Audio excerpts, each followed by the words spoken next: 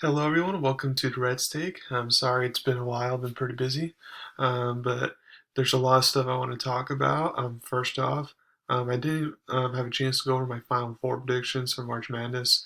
I would have had Kansas and Duke in the final with Kansas winning it, so I was right about that part, except it was just North Carolina instead of Duke, which I'm fine with.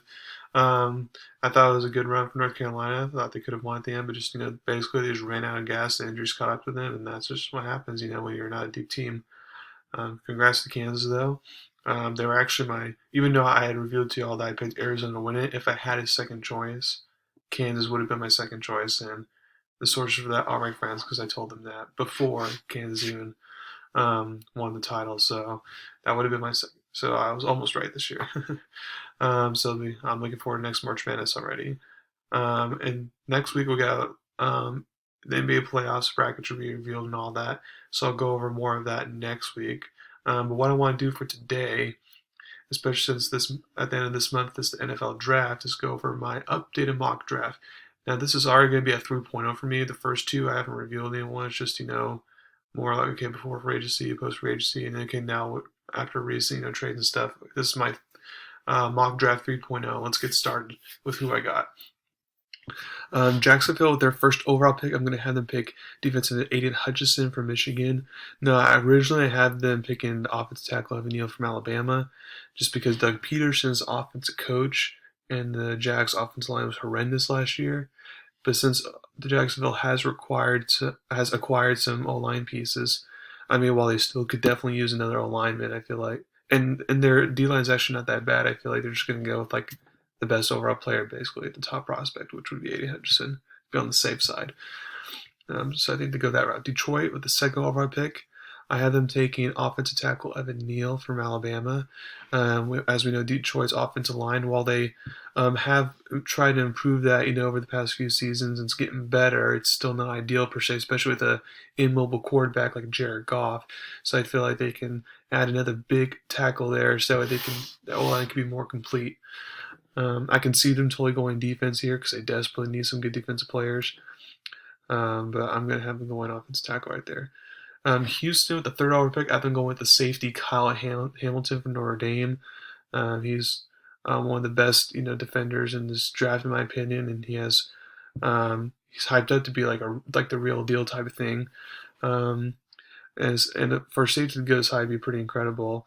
Houston, since I can totally see them going defensive end here as well, or even cornerbacks since they lost the cornerback for agency. But I feel like they basically need to make sure that their secondary is more filled out and all that before they go defensive end or offensive tackle or something like that. And plus, since new head coach Levi Smith's defensive guy, that's why I feel like he's going to go defense first for the third overall pick. Um, Fourth, the New York Jets. I feel like they're going to go with quarterback Ahmad Gardner from Cincinnati. You can debate whether he's the best corner or it's Stingley for LSU, but um, Gardner did allow a touchdown in his career in college, which is pretty good. And Jets desperately need a good corner because now you have Tyreek Hill in the division. I mean, you already have Jalen Waddle as well, so you got that combo you have to worry about if you're a corner. And then for the Bills, you obviously have Stephon Diggs you got to worry about. So you need an elite corner to help out those star wide receivers that you have in your own division, let alone the whole AFC. So I feel like they're going to go that route there. Fifth, the New York Giants obviously going to go off its line here. The question is, which one are they going to go with? I feel like they're going to go with Ikem Ekwonu from NC State.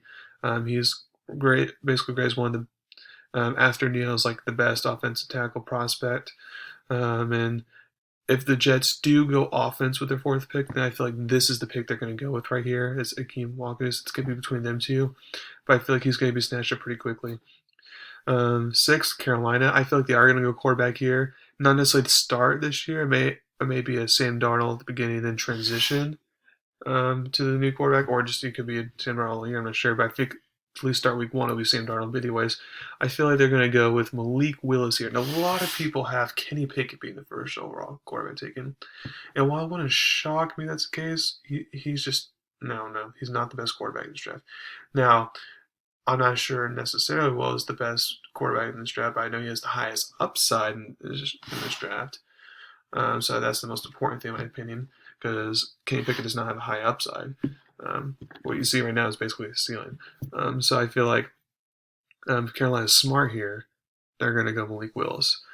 Um, and for the seventh pick, the Giants again, I had them taking a defensive pick this time, and I had them taking defensive end Kayvon Thibodeau from Oregon, who's falling down. Now, a lot of draft analysts feel like he's probably going to fall out of the top 10 even, and it wouldn't surprise me why, but I feel like, he has the high upside of all the defensive ends here, so I feel like the Giants will take a risk on that and get him there.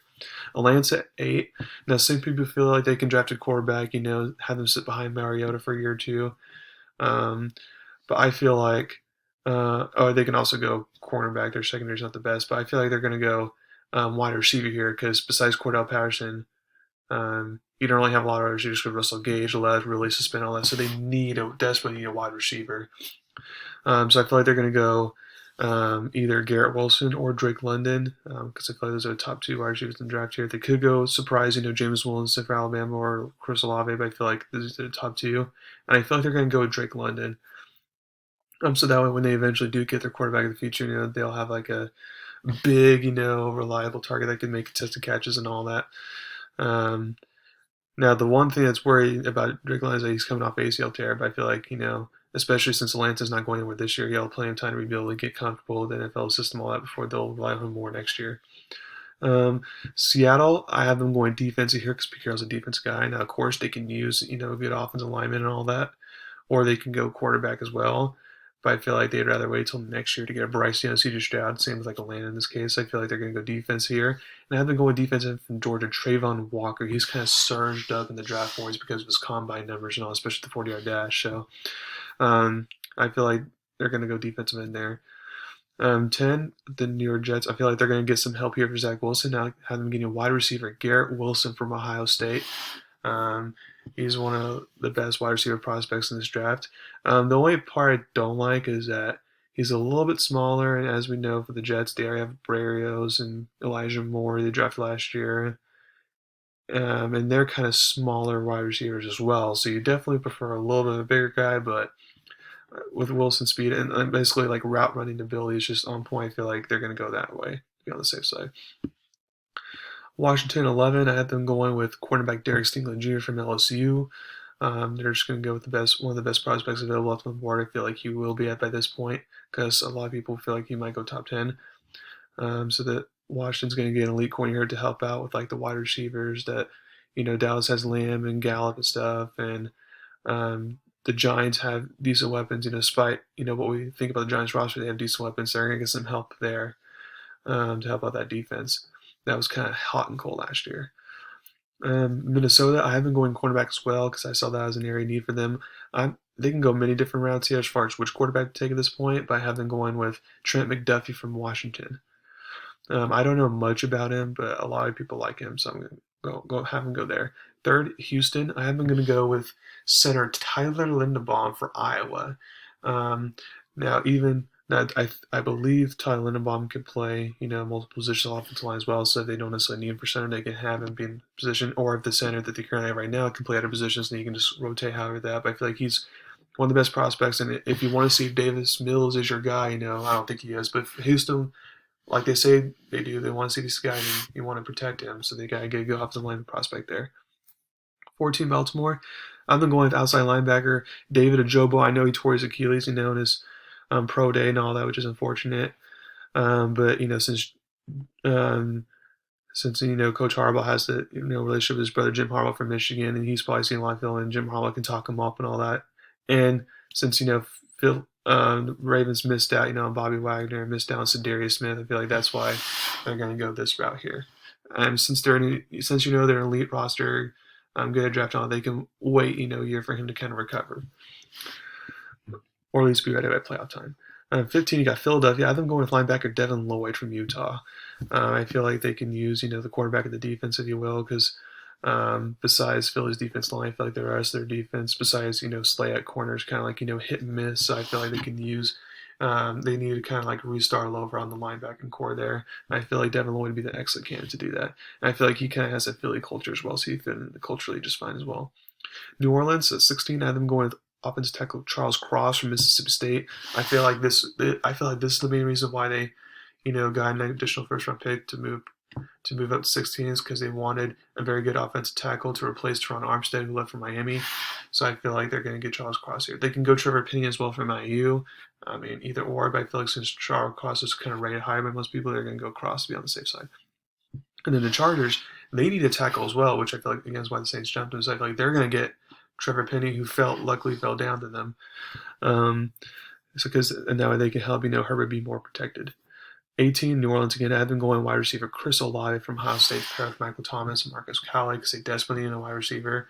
I feel like this is the route they're going to go here. Of course, they can go, maybe a safety on defense or something. They can go another position on defense, like defensive tackle or something, maybe, or linebacker, because they might not have one Alexander back. So, of course, there's other positions, but I feel like wide receiver is a desperate need for them, and this is where they can address it since they didn't do anything at free agency. 19, Philadelphia again. I've been going with defensive end Jermaine Johnson. I feel like while they have good pieces on the defense line, they need to get younger on that one, get some more depth. So I feel like Jermaine Johnson's a good prospect for them to pick up there from the Florida State.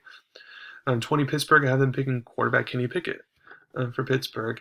It's because while Trubisky will be the guy for this year, maybe next year they're going to need someone for the future. I feel like maybe Kenny Pickett could be that guy for them. 21, New England. I have them going with linebacker Nakobe Dean from Georgia. He's like one of the best linebackers I ever saw in college. Besides Wilderson Jr. from Bama, he was really good, freak athlete, and I feel like he'll fit in just fine with the New England culture there and help out an already pretty good New England defense. Green Bay, I've been going wide receiver here, of course, since they lost Adams. I've been going with wide receiver Jamison Williams from Alabama. Of course, he's coming off, his ACL injury and all that, or Achilles injury, I can't remember which one it was, but they're expecting him to make full coverage, and Jameson Williams could be a good wide receiver for Aaron Rodgers there, assuming they can develop that connection. I know Rodgers typically doesn't like throwing rookies and all that, but if they can just develop that connection, I can see something good happening there. Arizona, I've been taking defensive tackle Jordan Davis from Georgia. He's one of the best defensive linemen in this draft as well. He had insane combine numbers and all that, and Arizona desperately needs a good defensive tackle because they are very bad towards the end of last year at stopping the run. Jordan Davis can definitely help out in that department.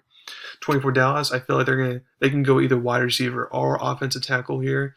But at this point, I feel like taking an offensive lineman might be a little bit guess at this point versus wide receiver. We still have some very good prospects on the board. So I've them taking wide receiver Treylon Burks from Arkansas, which Jerry Jones is an Arkansas alum, so I can see that totally being the case there. Treylon Burks could be a good wide receiver to help replace Amari Cooper. 25, you got Buffalo. I have them taking quarterback Andrew Booth Jr. from Clemson. I feel like they're going to go with a more solid, probably who's been in a good system under Venables and been in a good culture at Clemson and all that. I feel like and I know they have a bunch of good secondary players and all that, but I feel like they need some more depth there, especially as they saw against Kansas City. More depth would be nice. 26, Tennessee. I'm taking an offensive lineman because their offensive line was definitely the worst unit on the team last year. I'm going to have them taking offensive tackle Zion Johnson from Boston College. Don't know much about him, but I heard he's pretty good. Tampa Bay, I have them taking an offensive guard to replace guard Ali Cappy went to Cincinnati.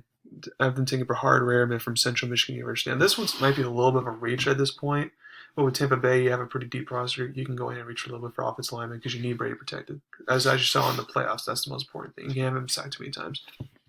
Green Bay, I've been taking center Kenyon Green for A&M because they can use some offensive lineman pieces as well since they have to let some people go. Can afford everyone, so I feel like they're going to get a nice offensive lineman here. 29, I've been taking wide receivers. Kansas City, I have them taking wide receiver Sky Moore from Western Michigan.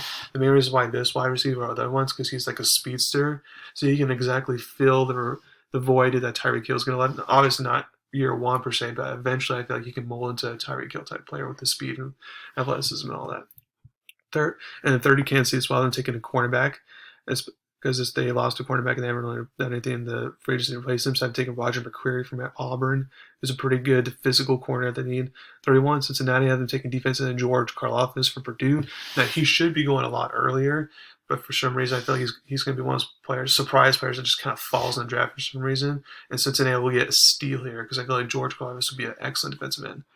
And then last but not least, Detroit. I've been taking a quarterback to sit behind Goff a year or two. Originally, I was going to do Matt Corral, but because of the injury and because Desmond Ridder has gotten a lot of hype recently and starting to get his stock starting to go high, I'm going to have them take Desmond Ridder instead from Cincinnati.